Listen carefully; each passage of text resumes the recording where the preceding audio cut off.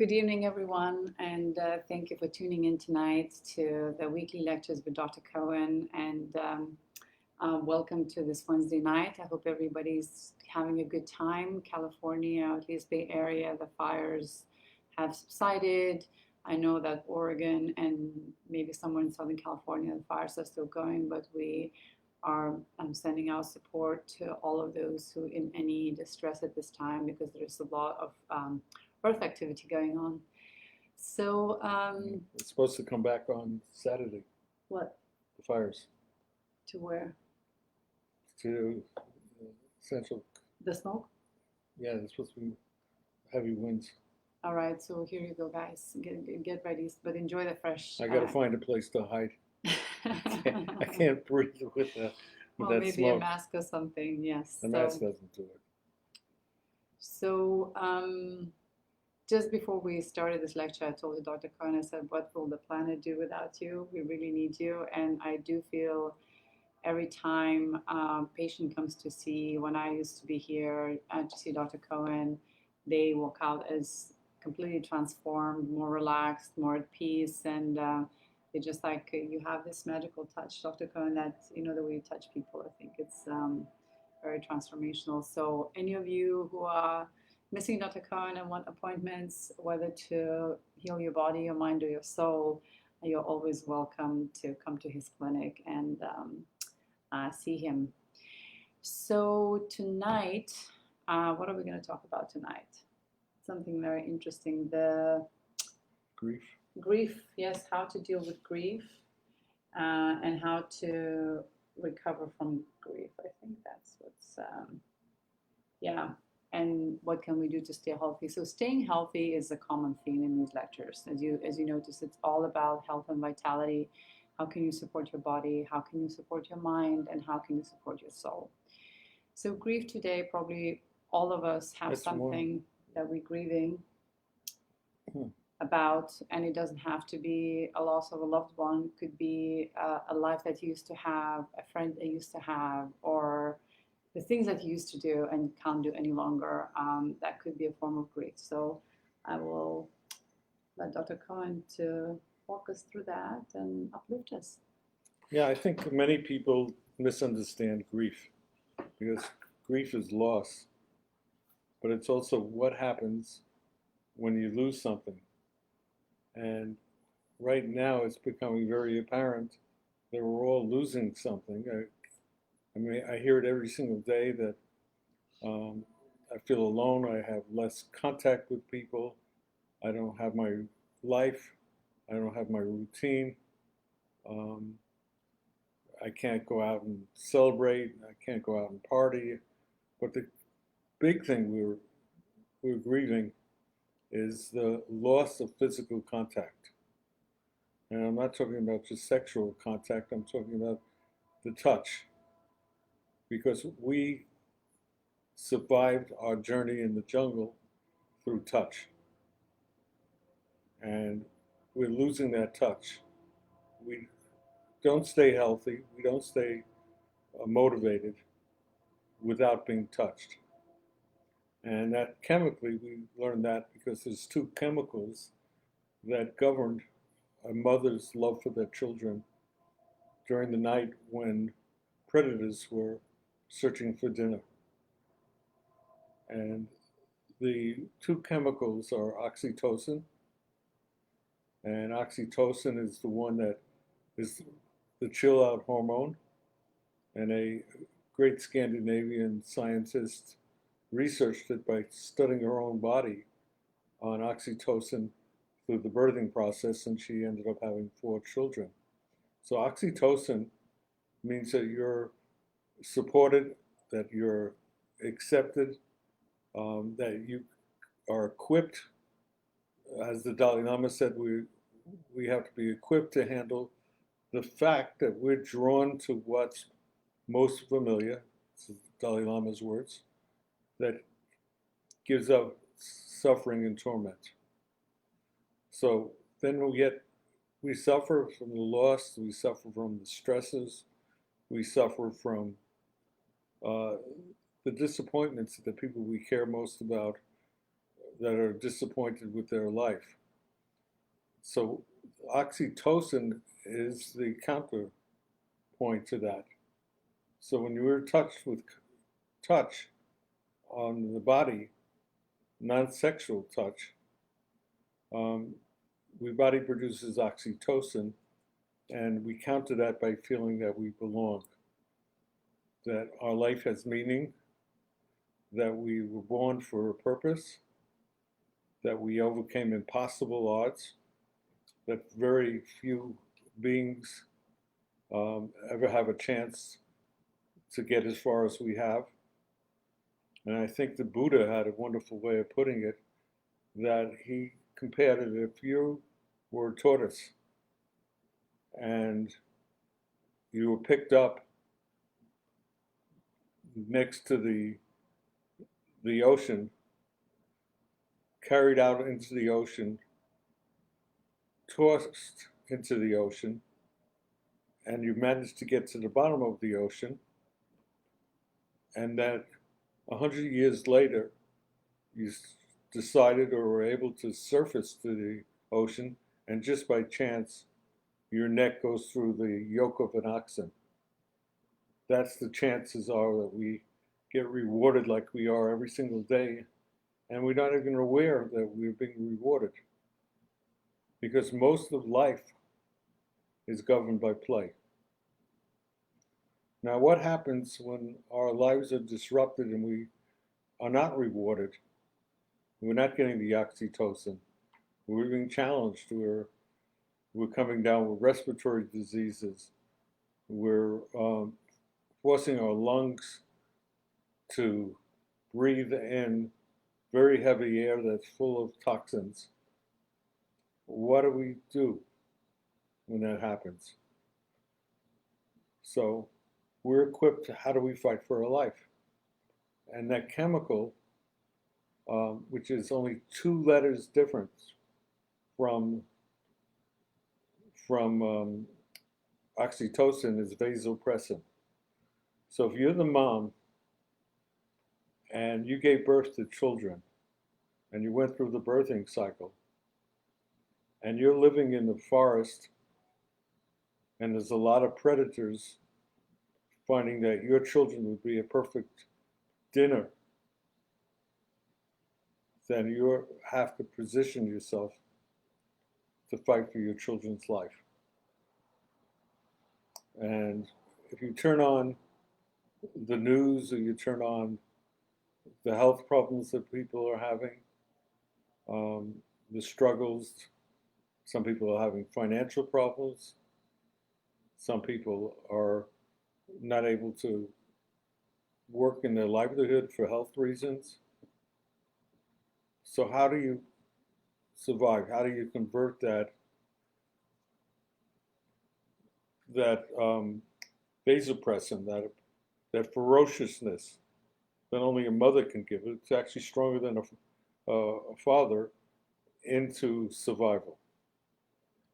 And that's the biggest challenge we're having now, is how are we going to turn that passion we have for not only improving people's lives, but keeping people healthy, but most important, to keeping them focused on their individuality and their purpose for living. If you lose your purpose for living and you lose the individuality, then why weren't you doing in the bottom of the ocean for 100 years, then coming up, and so you can live your purpose. Your purpose is to be who you are.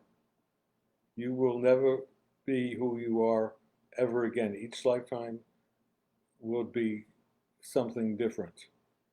Each one of us is dependent on others. And we are dependent on the connection we have with beings. So somebody dear to me this afternoon was asking me of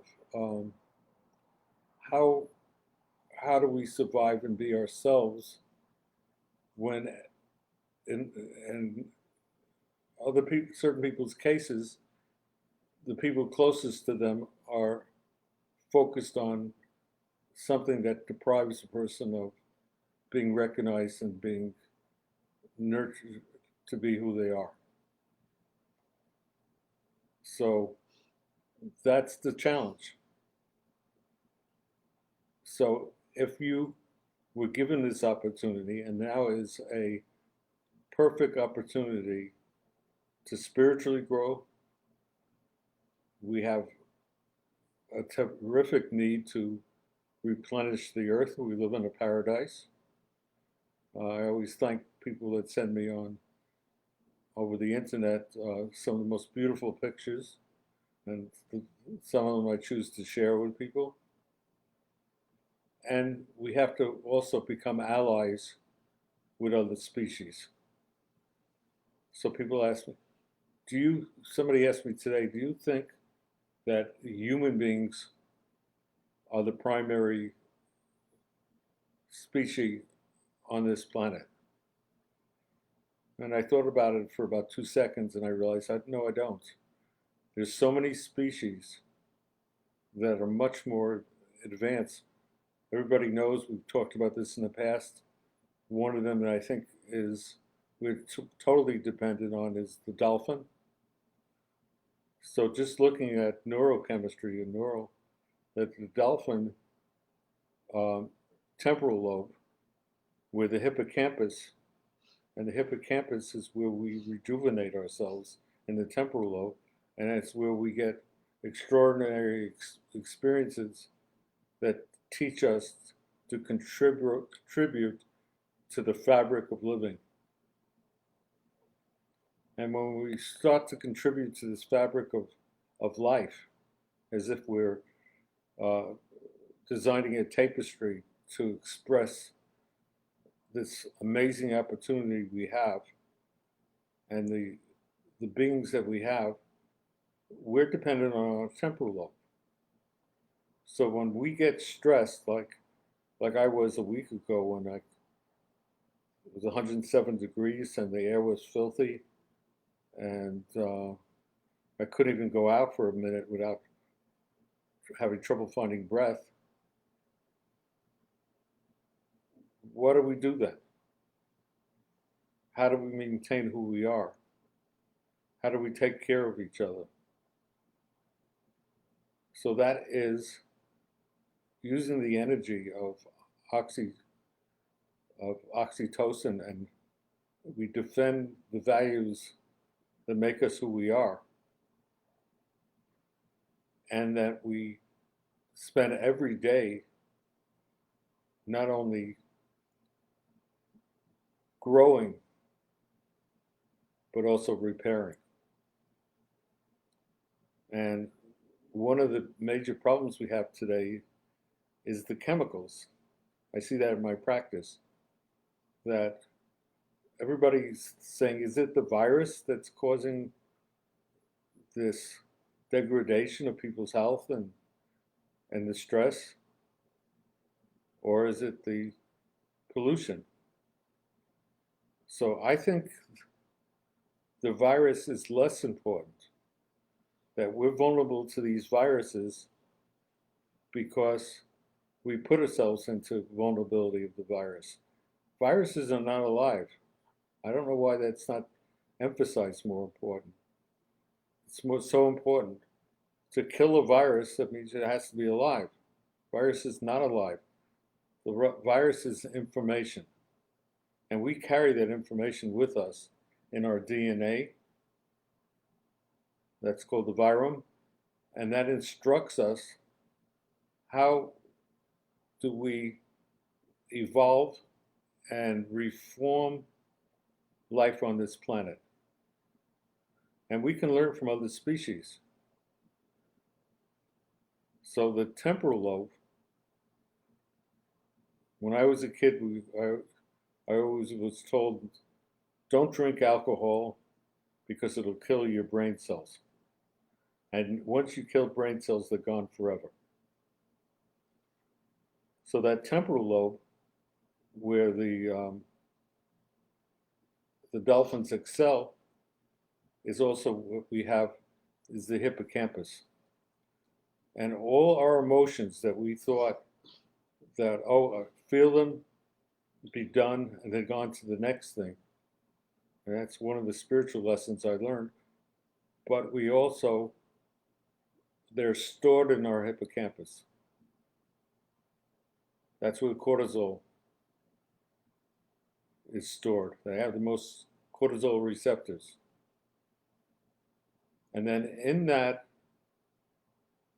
area of the hippocampus, that's where memory, that's where we choose.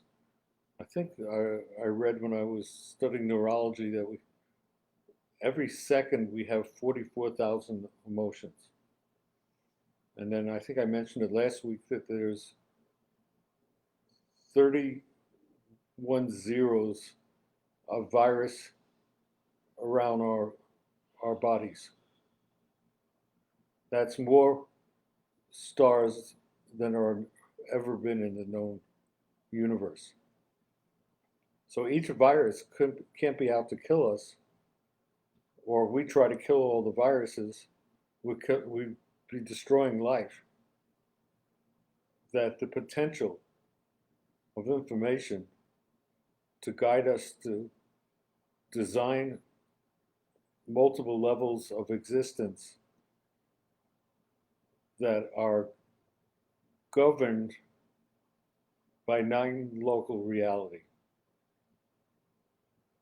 So there's so many life forms in the universe, but probably in the multiverses, that we're exposed to. And we have 31 zeros of viruses that carry instructions like software. That number is so humongous that we're not capable of fathoming it. That means we have so many options, and that we can choose to express it in any way we can. And if each one of us, because the numbers are so vast, are capable of transforming what we're exposed to something unique and powerful and elegant, that if we were able to sit quietly, maybe we do that in the meditation tonight, that we have the potential to create what's never been created. So each life form, not only human, but dolphin and elephants and many life forms, contain that possibility. And so we had to overcome survival, and we still have programmed into us. And so if we're lying around and we're thinking, how am I going to keep evolving when every moment there's stresses out there, and we wonder about our health and the well-being of the people we love or the beings that we love? How do we keep going? And it's not that complex. You keep going by keep focusing on what is unique within you. And what is unique within you is essential for the life force to keep evolving. And that's the drive. Not only to live on this planet, but to live in this solar system and in this Milky Way, and there's so much potential that Coleman Hawkins, one of my favorite musicians, said there's more notes of music to explore than stars in the universe. And so we can never get bored. I think I've told you before that I had, back in 1990, I was asked to go on tour, and I was booked in a church in Virginia, in the countryside outside of Blacksburg. and the Reverend must have discovered what I called kindergarten metaphysics, and went on for an hour and a half, and I had to sit there and look interested in what he had to say, and that was when I finally understood what people were saying about it being boring. It was so simplistic, and I couldn't nod off. So there's so much to explore. There's so much to grow, and we have so much to learn how to compensate for the damage that our species has done not only to this planet, to other planets. And that in the hippocampus that we talked about, we generate new cells, glia cells, microglia cells. And that what I was told when I was a kid, that if you drink alcohol, you lose your brain cells. We had no idea that we actually every day were generating new cells. So we have so much capacity. Some of it coming from the heart we talked about. That there's so many pathways. The masters who were given the tree of life, how structure becomes formative, the aspects of the soul, the aspect of how can we not only encourage, but teach each other to be who we are. We spend so much effort trying to sell each other things that we don't need, instead of teaching each other, be your uniqueness, be your individuality. So, Dr. Cohen, I'm wondering, we started the lecture talking about the grief. So, how does one let go of it? How does one connect with it, and how does one embrace the new reality? And so many of us are dealing with this new phenomenon of new reality, and nobody knows if this is going to ever change. How can we transition through this grief process of the way things were and start embracing ourselves into this new era of something different? Okay, first of all, grief is not the issue. Grief is part of the process. Grief is letting go after everything that got buried and distorted and made you ill. And I talk about us as a species. What made us destroy the paradise? We talked about, we had classes on paradise that's on this planet. Mm-hmm. What made us try to be something we're not? So before you can get to grief, you have to get to a point where you forgive yourself. Because all of us have made mistakes and made the wrong choices.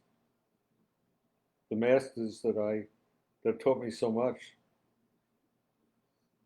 you taught that everything in life has 6 possibilities.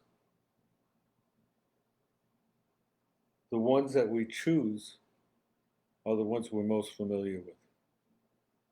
But we always have 6 others. And to train ourselves to look at the other potentials. The 7th one is when we rest. That's the Sabbath. When we sit back and say, I went through a week's process, and now I need rest. Now I need to heal. And during the week is when you go through all the pain of what is buried inside you. Because in order for us to function and to see the suffering, I mean, how do you function with children that are hungry, or children that are not motivated, or kids that are not going to school, or kids that are not, you can't hug them, you can't love them, you can't kiss them, and we're designed for that. So we don't have time tonight to go through all the stages, but the stage before grief, which I believe is where we're really stuck right now, is when everything that's buried emotionally, and what is emotionally is the chemistry that's buried inside us. We get to a point where it has to surface, and we have to experience it. We have to forgive ourselves. We have to forgive everyone that's done others harm for no apparent reason. And when you surface, there comes a moment, and I've seen that over and over again. I have a lifetime of dealing with people that went through holocausts and physical pain and abuse and emotional pain and degradation, where nobody took the moment to see the essence of who they are. There comes a moment where you let go of the emotions that never got to be expressed, because it's like a wound that's never heals. And when you get to that moment, that's when you experience grief. Mm-hmm. And what is grief? It's the loss of everything that can't be repaired, that's gone forever. And you have to come to an acceptance that it's gone. You won't get another opportunity quite the same. And what happens after the grief? If you're around special people that have been through pain and suffering, especially people that were unnecessarily mistreated or abused, the next stage before you move on in your journey is acceptance, where you accept what was, because you're trying to generate enough energy. And we're coming back to the oxytocin. You want to convert the vasopressin, what gives you, by the way, high blood pressure, and you want to convert it to calmness, higher consciousness, extreme beauty, sharing life, sharing the ability to be loved and accepted. And then we move on from that acceptance. Years ago, taught a workshop up in Sonoma, next to the Mendocino border, at Sea Ranch, Mm-hmm.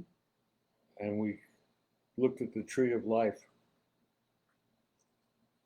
where each people in the workshop, since we had an extra, supposed to be a 3.5 day workshop, it ended up being an 11-day workshop. That's when we had the great floods.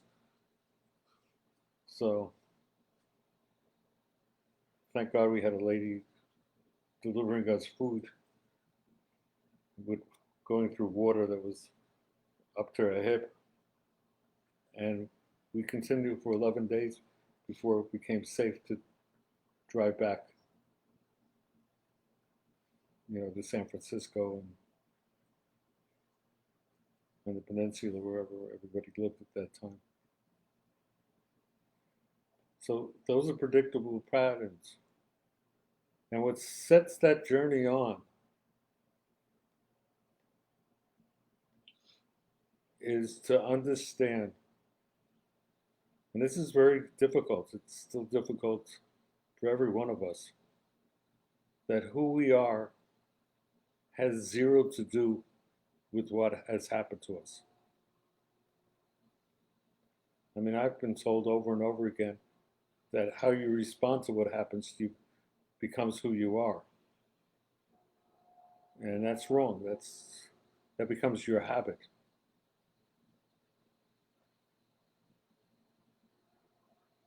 You don't want your habit. You want to use your habit for creativity, healing, and innovation. And this is the difficult one. When somebody tells me they want to heal, they know this is the lifetime they have to produce something that's going to contribute to the quality of existence from people close to them, is to accept that who you are doesn't change based on what happened to you. You've always been who you are. But your response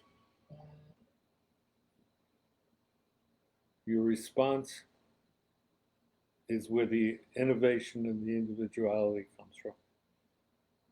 And then when you get to that point, and some masters, one from the 9th century, Atisha, an Indian mystic, he said it took him a lifetime just to master that, to understand that who we are has nothing to do with what happened to us. So a lot of people start identifying with what happens to us, and you get lost. You become the symptom or the condition, or your success or your failure.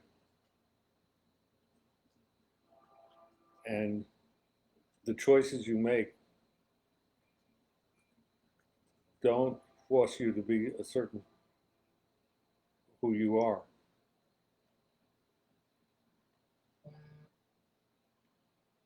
You want to give. You want to give openly and freely, and you want to make sure, no matter what the circumstances or what you're exposed to, you have options. So what's grief? Everywhere I go, it seems that somebody's grieving about something. But if you don't go through all the steps before you get to grief, so after you work for a long period of time and you realize, so this has nothing to do with who I am. What's happening to me has nothing to do. Everything I lost or anything I gained. The next stage is we call negotiations. What are you willing to give up in order to get to the first stage, which is truth? I'm not going to go back on all the different stages tonight, but we want to get to our origin. Our origin is truth, is the willing to accept the gifts from creation. And I'm not 100% convinced that this is life. This is how we express life. But the essence of life, from what I was taught, is play.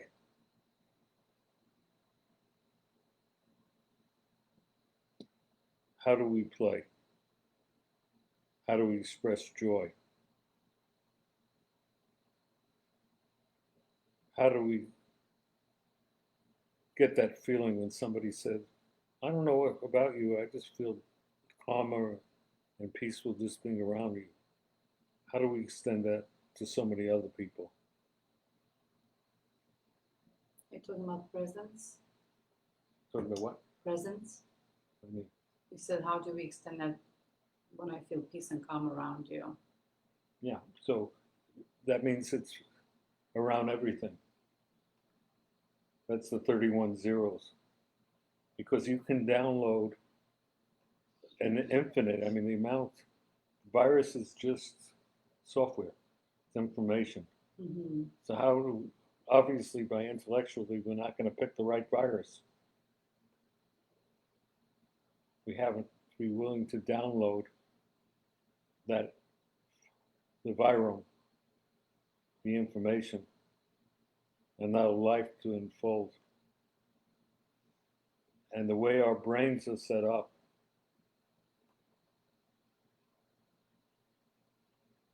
and connected to our gut and connected to nature, we can express creativity and innovation from such an infinite potential and possibilities that if we took the moment and experienced what we're a part of and what's the potential, uh, we would rejoice. And Nachman of Wroclaw in the Ukraine, he said that if we had a brief moment of reflection from the possibilities, we would rejoice. In the same token, now it's so precious that we can be a part of something, as long as we don't make the mistake that we think we are the possibility.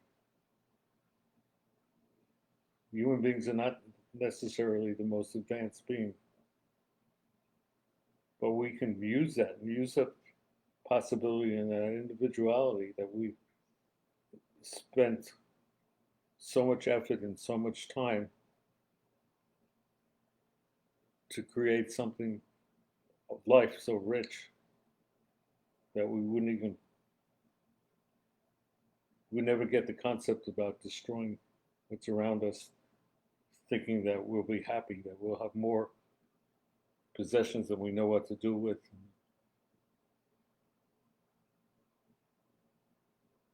that we can eat more than we eat, and we can live in a bigger house, and we can be loved for who we are based on what we provide for others. And I don't think that's ever happened. It's how we treat others, not what we give others, is the way we receive. So if you start thinking of your own life,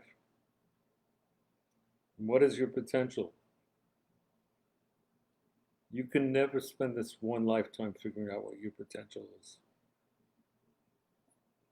You can have reflections, according to Nachman of Wroclaw. And if you have that reflection, and you sit still and you feel the rays, you can have an understanding that where this is going. But we're at a very critical moment where this whole thing can blow up. That if we keep behaving in a way that's selfish and hurtful, this future that's beyond imagination can be lost forever. And the way that's lost is us thinking that we are this future. It's us. It's not us. We are part of a physical reality that grew up from the earth and over 150 nutrients grew into plants. Eventually, the plants grew into mammals because of unique processes of growth. Where now we have such amazing potential,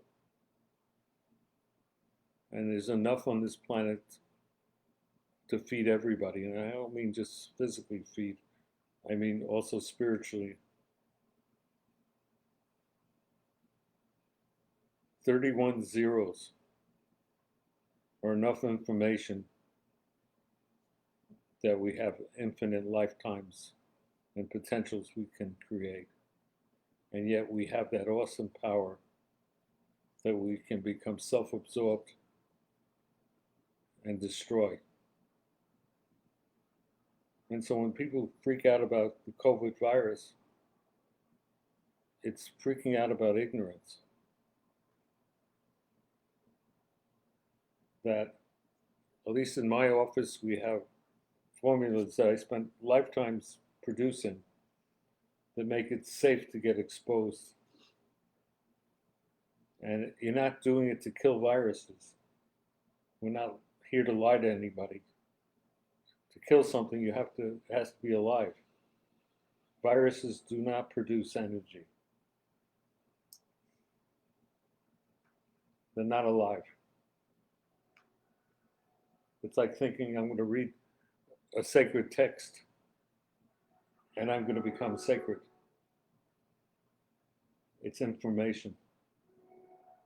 And all life, our DNA that created humans, the DNA that created the elephants, the DNA that created the dolphins, the DNA that created the dinosaurs, they're all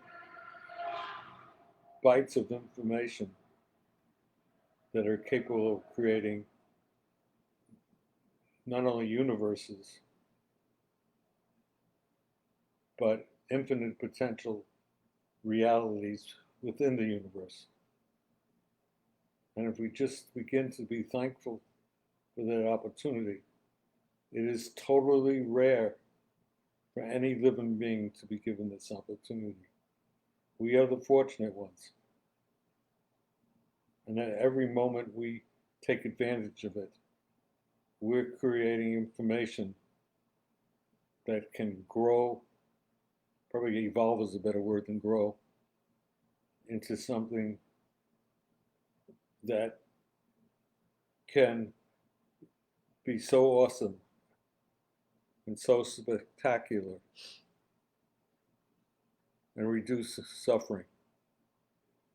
And I've talked about in the past, but the suffering that we suffer from, according to Nachman, the story of Nachman, when he comes from a long lineage, his great-grandfather was a living master, and he was a physician and a spiritual teacher. He taught that the suffering we have is the equivalent of the best fertilizer necessary for growing our souls. So if we're growing our souls, that means we're downloading not only information, we're downloading insight and knowledge to cause existence to expand into realms that we couldn't even imagine before. And a soul, as we talked about, the five souls are the potential for producing spiritual uniqueness that can travel at speeds beyond light throughout existence.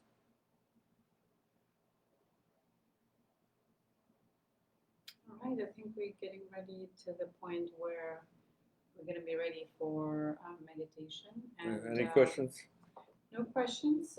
People are quiet. Just words of gratitude that they really appreciate your profound lectures and your wisdom. So thank you guys. As you know, Dr. Cohen is doing that to support all of you that we're fond of his teachings and healing methods and health and naturopathic and chiropractic practices that he offers to his patients. So we truly appreciate your feedback and let us know if you want some different topics or something like that. We'd be happy to cover. Okay. Is there anything where somebody or somebody close to somebody is struggling with and needs some extra spiritual help with. Many of you I know, because I do talk to you during the week, are struggling with very deep situations. And one of the deepest ones is when we're sincere and we're trying to help people make the right decisions, and we feel that the people closest to us are blaming us for not rescuing them from the consequences of their previous choices.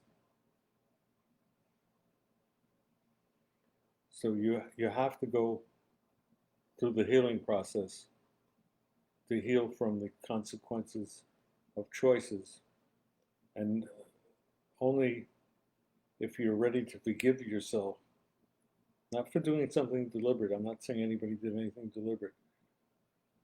But remember, there are always 6 choices. It's like there are 6 days in the week.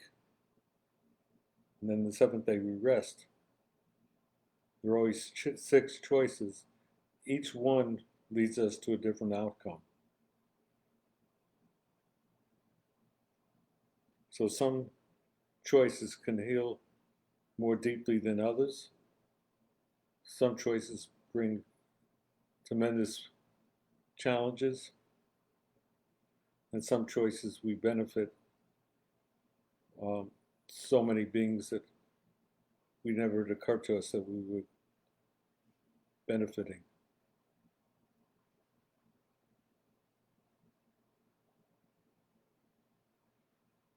Any other questions before we go into the meditation? I don't see any questions, so I think we can go ahead.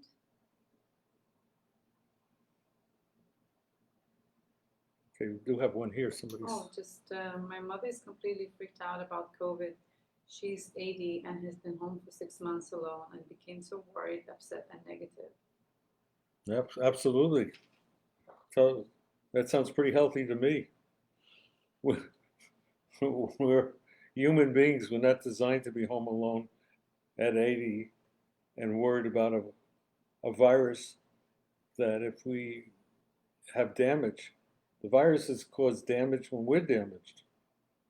When we have the COVID-19 particularly damages the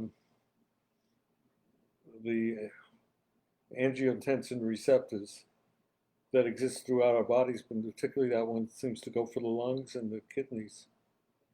And if we have damage from not only the foods we ate, but the relationships we have, or for neglect we have, or even if we're really good people and we're living in an environment full of horrific toxins that men have spent their creative energies causing damage. So we get exposed to information that's designed to cause us to grow and evolve, but instead it begins to get planted in receptor sites, which can easily convert into disease. So it's not the virus causing the disease, it's our response or the damage. And so before I close, there does exist in our times, which when I started practice didn't exist, where there are tests to see what man-made chemicals, it's a blood test, are causing actual damage. It used to be when we used to do toxic load, we can see how toxic somebody is. But some people can clear the toxins. Not everybody gets deathly ill. Not everybody becomes ill with COVID. So as far as your mother, I've taught people in their 90s, and I did one senior citizen. I think the oldest one was 98 many years ago, and teach them to meditate. A simple meditation. Teach them to sit quietly and look at their fears, and reassure your mom or anybody else that they're not alone. We know they're out there, and we're going to make sure they stay healthy. Get them a small bottle of viral defense that works. We have so many testimonials that people got exposed and didn't come down with the disease or had very minimal symptoms. But it doesn't mean that you can be foolish. Be safe and loving. All right, Right. let's sit quietly. Take a deep breath.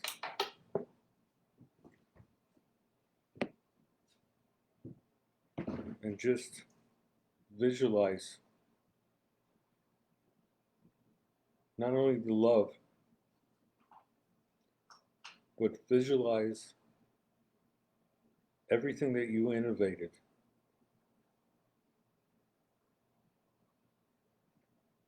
Everything you got exposed to has provided you with an opportunity to, to produce a healing vehicle that through your projection, through your focus,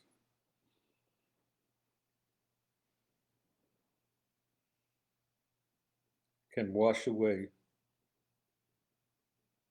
all the tears that was that you shed from the pain that you were exposed. Keep in mind that pain is frustration. That when we're in pain, we're frustrated. That we have this potential, and ignorance is getting in our way of expressing that potential. So visualize yourself becoming super determined and sharing your wisdom,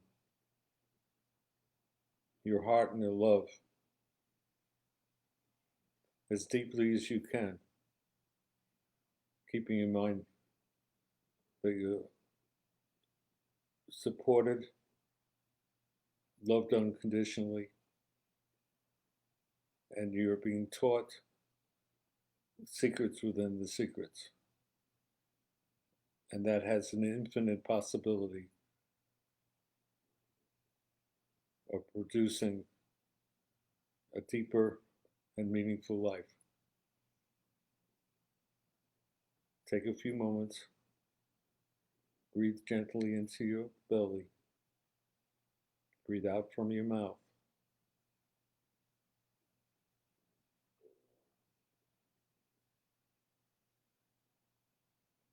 Just breathe easily.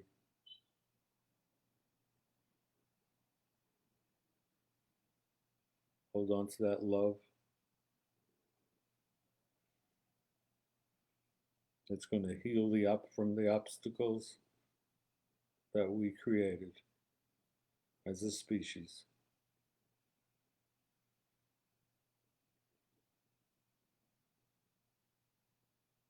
And I'll join you shortly.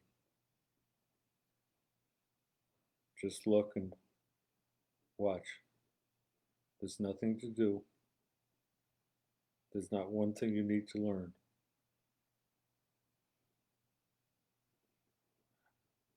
Everything continues to evolve. And one way or the other, everything gets resolved.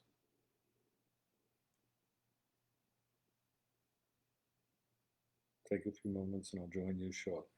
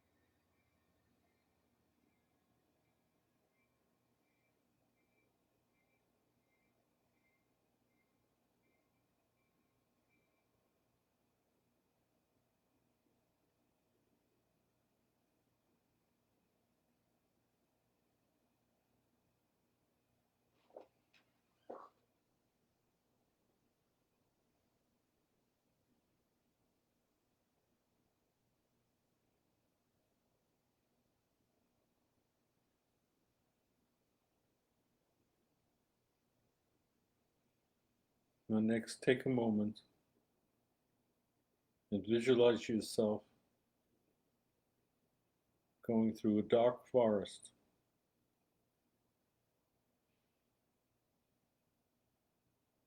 And you hear a sound in the distance.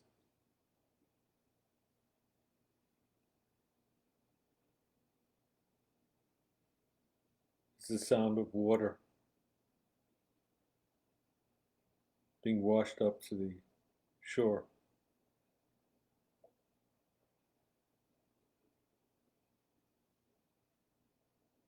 And you're sitting quietly.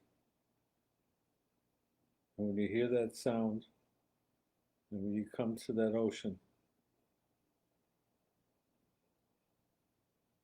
you remember something. That the sound that you're hearing from the ocean is also the sound of tears coming from your eyes.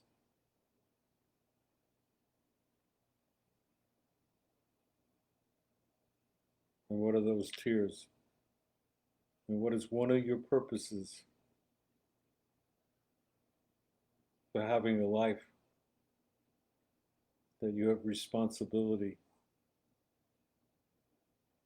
for causing your life to have profound effects on other people and other living beings? And you're looking at that ocean, and then you see an old person, an old master,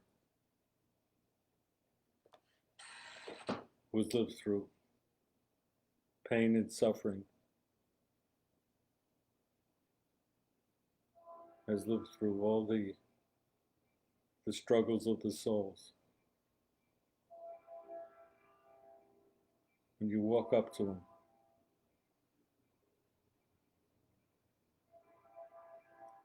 and you ask him, what are you doing sitting here by this ocean? What are you looking at? What are you waiting for?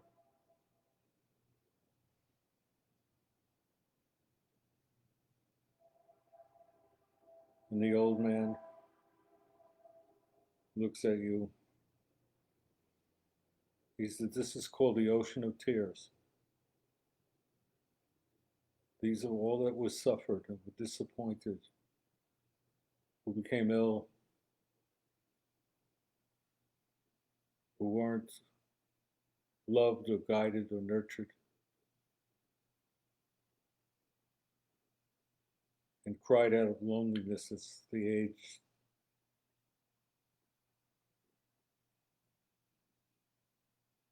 And I said to myself, I will sit by this ocean forever until every one of those tears dries up and is no longer needed. And then we can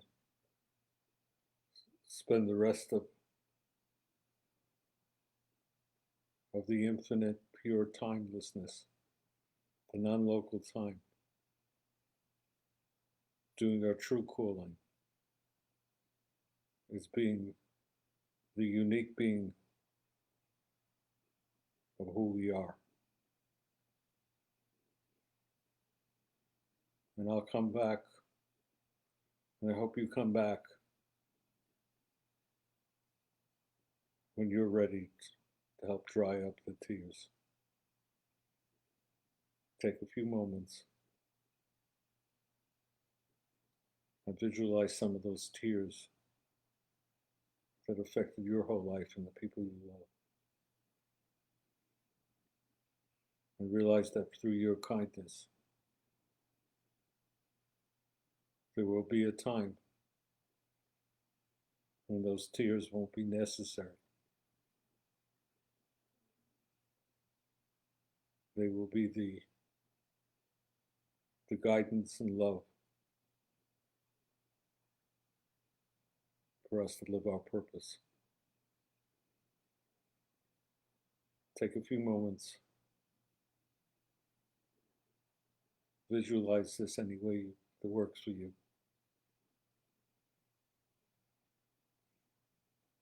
Maybe next week I'll teach the transformation box of how to take what works with the adversarial towards us and transform it into higher realms. Take a few moments and I'll join you shortly.